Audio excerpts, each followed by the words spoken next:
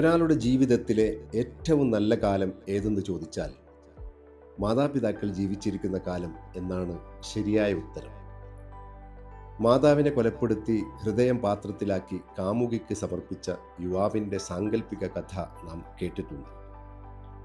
പാത്രവുമായി നടന്നു പോകുന്ന മകൻ കല്ലിൽ തട്ടി തെന്നി വീഴാൻ പോയപ്പോൾ പാത്രത്തിലെ ഹൃദയം പിടച്ചുവെന്നാണ് കഥ.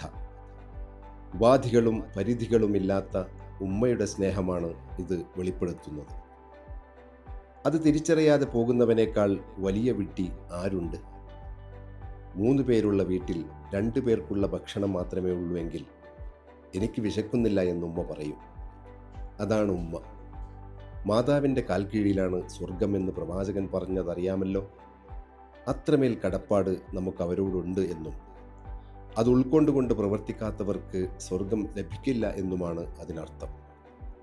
വിശുദ്ധ ഖുർആൻ പറയുന്നു, മാതാപിതാക്കൾക്ക് നന്മ ചെയ്യുക.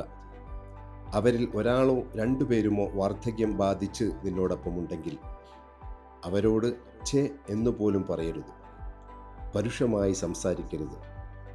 ഇരുവരോടും ആദരവോടെ സംസാരിക്കുക. മാതാപിതാക്കൾ ഉള്ള കാലം അനുഗ്രഹീതവും സ്വർഗം നേടാനുള്ള അവസരവുമാണ്.